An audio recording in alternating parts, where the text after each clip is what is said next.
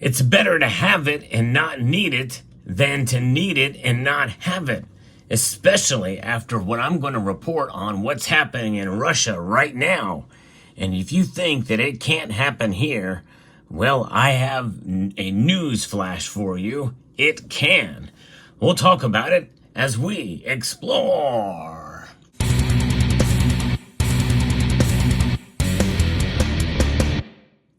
I can't think of a better argument for holding gold than the story that I'm about to share with you right now that is happening in Russia. This is something else. I had thought that we have implemented the full amount of sanctions that we ever could against Russia for their invasion of Ukraine, but I guess not. This is an article from Newsweek that I'm reporting on that has just occurred here. Russians have been lining up to purchase U.S. dollars after the Moscow exchange enforced an immediate suspension of trading of dollars and euros in response to fresh U.S. sanctions. And there is a video that has been circulating that's showing people lined up at banks trying to get dollars out before it is enacted. Russia's central bank said just a day ago that exchange trading and settlements of deliverable instruments in U.S. dollars and euros were suspended, effective June 13, due to the introduction of restrictive measures by the United States against the Moscow Exchange Group.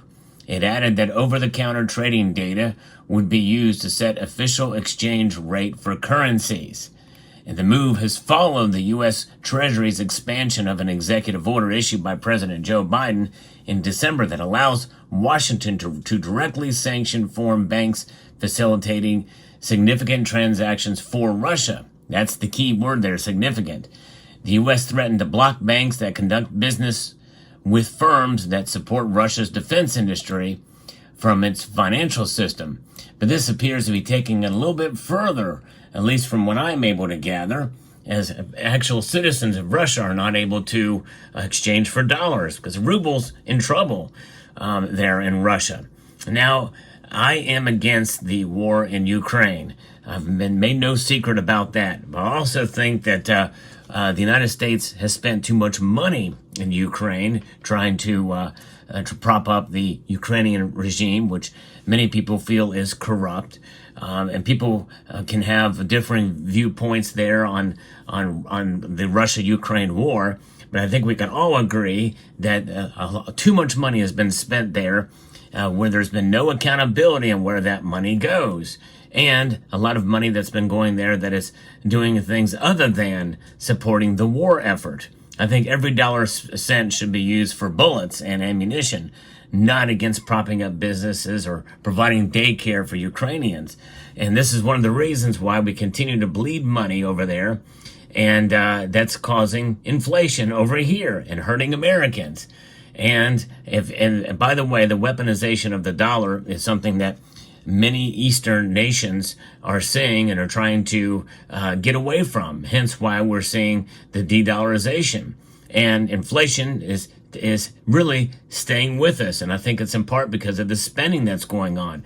The M2 money supply is increasing again, in spite of interest rates staying where they're at. We're no longer in a tightening cycle, which is why I think that inflation is going to remain sticky. And the Federal Reserve's hands essentially are tied, but I think there are some things that they could be doing and that actually could be very scary for us. And notwithstanding, I'm going to go into the store a little bit more, and I want to show you something that I get that I just received as well to help bolster, my central bank, and be your own central bank by having some gold. It's a little different type of purchase that I made, and I'll share that with you later in the video. In St. Petersburg, a line has been formed at a money exchanger after the news about the suspension of currency trading on the Moscow exchange, according to Russian Telegram channels, sharing footage of people in a queue. Bankrollo has more than 300,000 subscribers, according to this one Telegram account, and updates about the Russian economy and the banks. The Moscow Exchange, Russia's leading financial marketplace, said Wednesday that companies and individuals can continue to buy and sell U.S. dollars and euros through Russian banks. All funds in U.S. dollars and euros in the accounts and deposits of citizens and companies remain safe, it said. The dollar rate is flying up in many banks, according to another post. And so the exchange rate, it says that the bank buys at 50 rubles and sells at 200. So we're seeing they climb up 200 rubles per dollar after the sanctions were introduced, which means that the ruble really kind of is in trouble, according to, the exchange rate there. Now another channel has gone through, or another news source, France 24, is reporting on this as well. And the exchange rate is seen as a key indicator of the health of the Russian economy. Scarred by several bouts of a devaluation in the 3 decades since the fall of the Soviet Union, many Russians prefer to save in Western currencies, often selling rubles in times of economic crisis. Keep in mind, the Russian economy really is only about the size of Italy's. They have a large landmass, but they are not an economic powerhouse. But the one thing about Russia, that as another aside here, is that they don't have a massive debt. They are more fiscally responsible. In other words, Russians live within their means. And but obviously there's a lot of money going towards defensive measures or offensive measures in the case of Russia in terms of their war machine. So a lot of money has been put there. But they also are I believe, the second largest producer of gold in the world. So they're mining gold.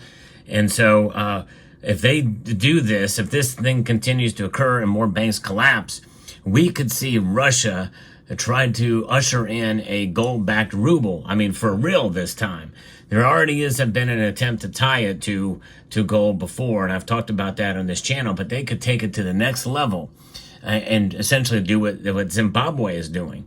Because who really, in the sense, especially in the East, and even though part of Russia is somewhat westernized and what have you, but it's not, in other words, it's not like India and China, but people there do recognize gold much more, I think, than many in the West do, save for many in this community who understand that gold is definitely a metal to have in your portfolio to protect yourself. And I'm going to get into what could happen here, because essentially the dollar is being weaponized even further with this action, and I think that's something that we have to take into account here. Now, the central bank and Kremlin have sought to calm nerves, and we see with what's going on here. Several banks had spreads that I talked about as well, with 200 rubles per dollar for the exchange rate. And so this will be very interesting to see how this plays out. Now, I did look and see about one other poster, Roman Sharameta, who also shows post cues, these long lines. Essentially, it's just people standing in line and walking around. But it said Russian banks are collapsing after the sweeping new sanctions that the U.S. has rolled out. The U.S. is expanding the scope of its crackdown on foreign financial institutions that do business in Russia, including a major escalation of efforts to go after foreign banks that are helping to finance Russia's war effort. Russia's central bank has already stopped trading in the U.S. dollar and the euro on the Moscow exchange, and we're showing that this, despite tight control over the exchange rate by Kremlin, Russian ruble is collapsing. So it'll be very interesting to see how this plays out. And again, this is more in line with what they're doing to other nations.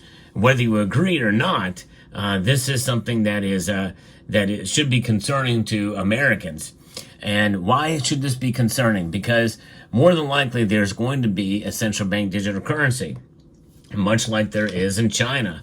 And what's going to be tied to that is social credit score and other things, and also surveillance of your financial transactions, and also control of the digital version of the dollar, and that will be under a central bank, a digital central bank currency.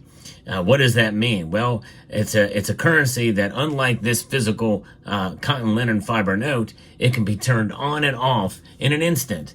In other words, if they want to stimulate the economy, they're going to say, well, if you have money in the bank, you have until such a date and to spend that money, or it will expire. Or they may say that, we don't want you to be spending right now because of inflation. So we're going to put a hold on those dollars in order to bring down inflation. In other words, you won't be able to spend your money when you need it, when they say you, because they will be able to be the arbiters of that.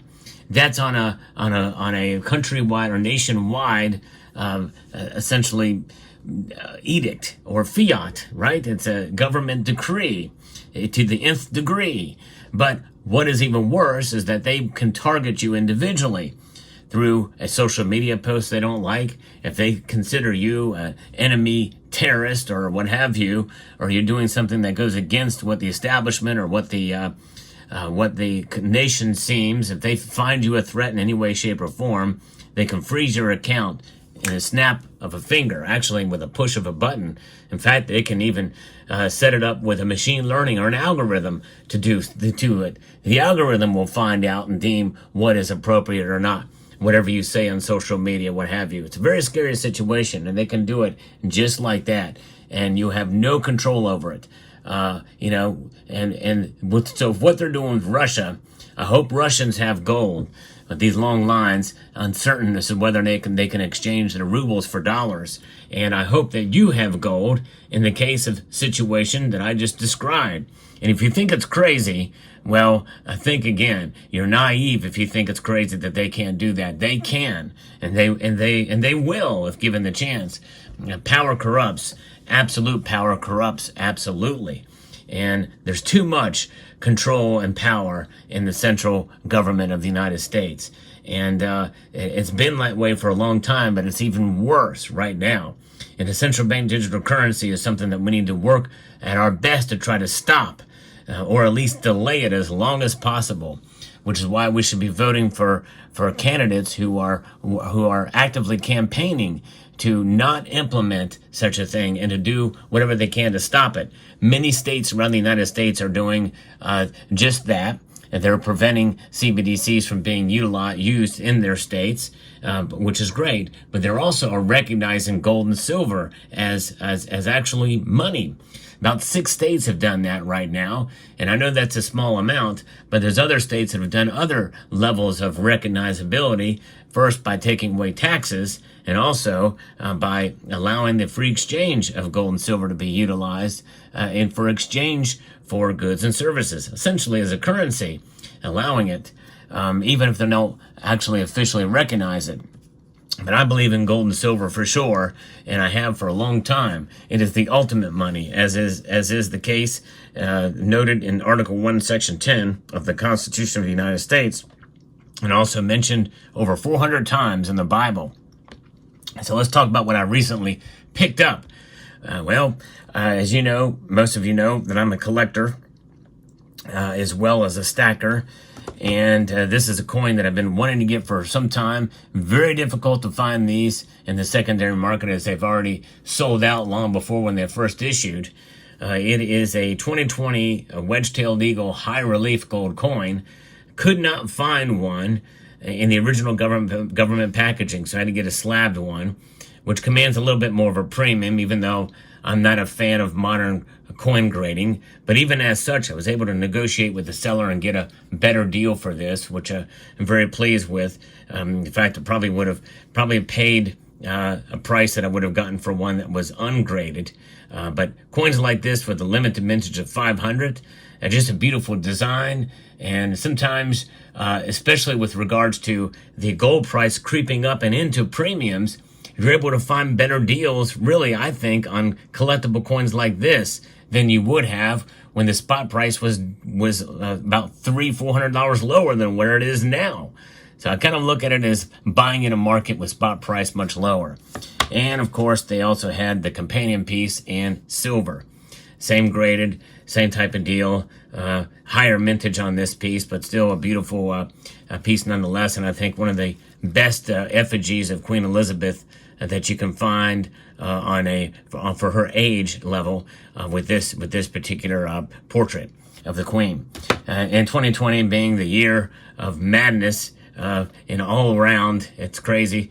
It's nice to get coins from this year just to commemorate it or to despair it, one of the two.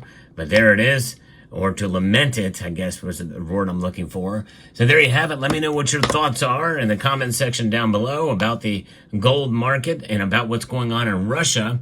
I can't think of a better argument for gold than what's going on in Russia right now and what the United States has done. So I'd like to extend a multitude of gratitude to each and every one of you for taking the time to watch, and to encourage you to please rate, share, comment, and subscribe.